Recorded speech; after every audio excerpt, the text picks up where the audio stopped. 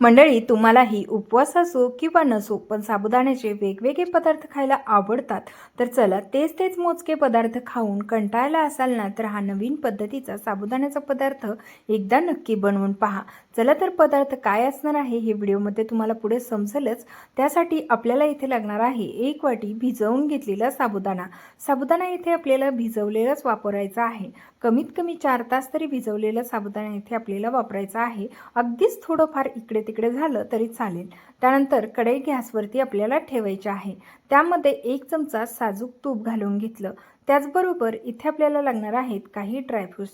तर त्यामध्ये घेतलेले आहे कट करून घेतलेले काजू, 2 वेलच्याचे तोंड ओपन करून घेतलेले आहेत. तुम्ही अगदी वेलची कुटून सुद्धा घालू शकता. 3 खजुरीच्या बिया कट करून घेतल्या व काळे मनुके घेतलेले आहे, जेणेकरून हा पदार्थ आणखीनच पौष्टिक तयार होईल. तर इथे तूप पूर्णपणे मेल्ट झालं की त्यामध्ये आपल्याला हे सर्व जिन्नस टाकून घ्यायचे आहे. या व्यतिरिक्त तुम्ही यामध्ये पिस्ता तसंच बदामसुद्धा वापरू शकता. त्या व्यतिरिक्त अंजीर, तुम्हाला जेवढे पदार्थ यामध्ये ॲड करता येतील ना, तेवढे तुम्ही टाकून हा पदार्थ आणखी हेल्दी आणि टेस्टी बनवू शकता. पण आपल्याकडे जेवढं अवेलेबल आहे ना, तेवढ्या साहित्यामध्ये सुद्धा तुम्ही हा पदार्थ बनवू शकता. जसं की आपण असलेल्या अवेलेबल साहित्यामध्ये बनवत आहोत. तुपावरती छान असं आपल्याला हे खजूर, मनुके आणि काजू सगळं छान असं भाजून घ्यायचं आहे.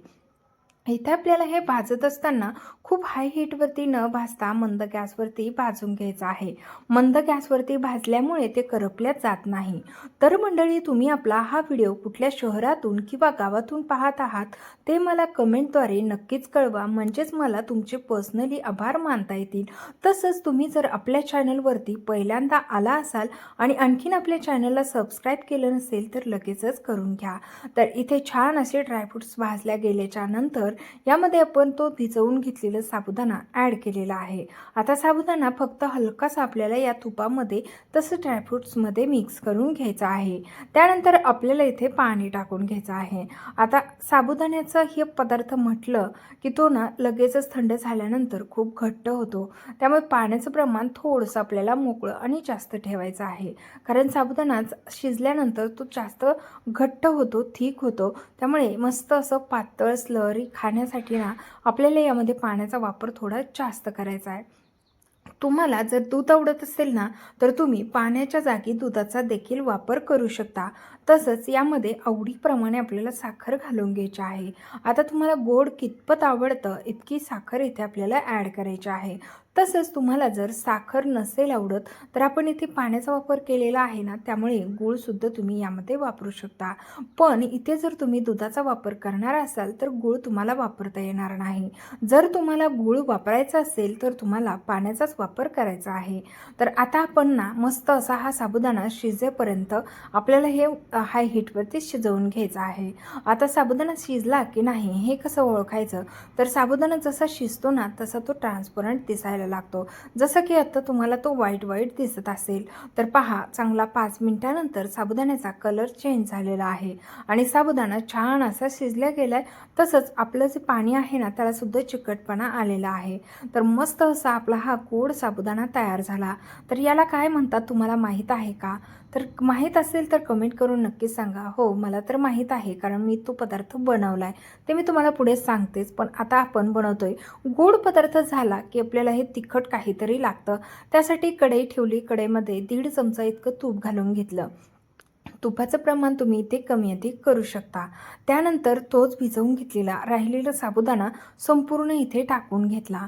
त्याचबरोबर आपल्याला आता यामध्ये जे बारीक करून घेतलेले शेंगदाणे, हिरवी मिरची आणि मीठ हे एकत्रित बारीक करून घेतलं होतं ते सुद्धा यामध्ये ॲड करायचं आहे. शेंगदाणे खमंग भाजून मगच बारीक करायचे.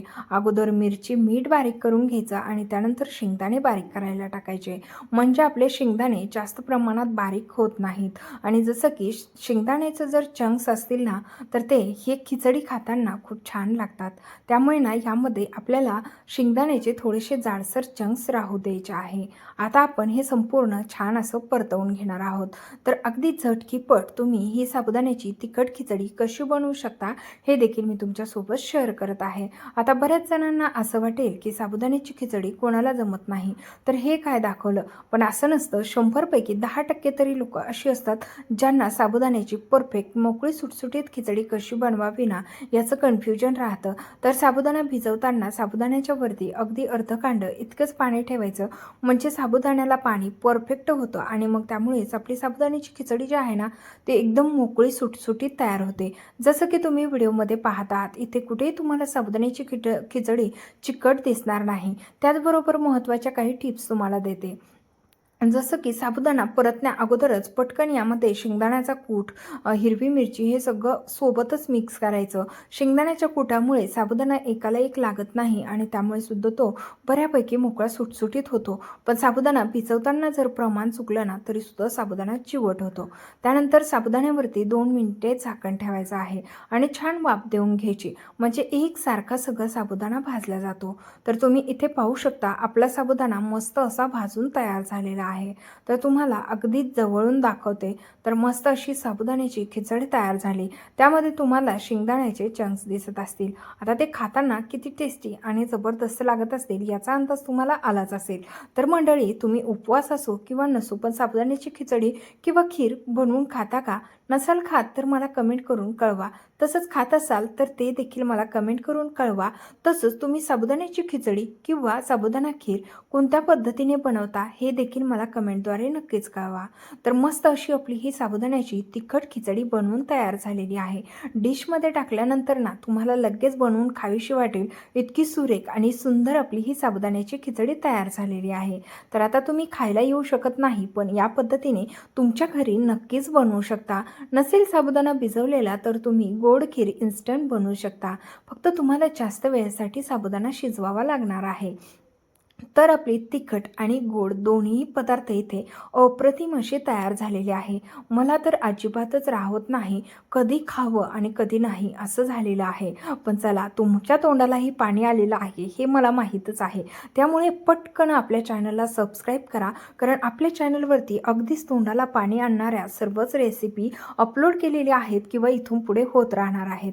तर तुम्हाला सर्वच रेसिपी पाहता याव्यात यासाठी पटकन सबस्क्राईब करा आणि बाजूच्या बेल आयकॉनला ऑन करा. पुढील व्हिडिओ पाहण्यासाठी पटकन तुम्हाला त्याचे नोटिफिकेशन मिळते. तसंच मी जेव्हाही व्हिडिओ अपलोड करेन ना त्यामुळे तुम्ही बेल आयकॉन जर दाबलेलं असेल तर त्या व्हिडिओचे नोटिफिकेशन तुम्हाला सर्वात पहिले मिळेल. तर चला, आजच्या तुम्हाला दोन्ही रेसिपी कशा वाटल्या मला कमेंट करून नक्कीच कळवा. आणि रेसिपी जरा जरी आवडली असेल तर जास्तीत जास्त शेअर करा आणि चॅनलला नक्की सबस्क्राईब करा, बेल आयकॉनला ऑन करा आणि व्हिडिओला जाता जाता आणखीनही तुम्ही लाईक केलं नसेल तर लगेच लाईक करा, सबस्क्राईब करा.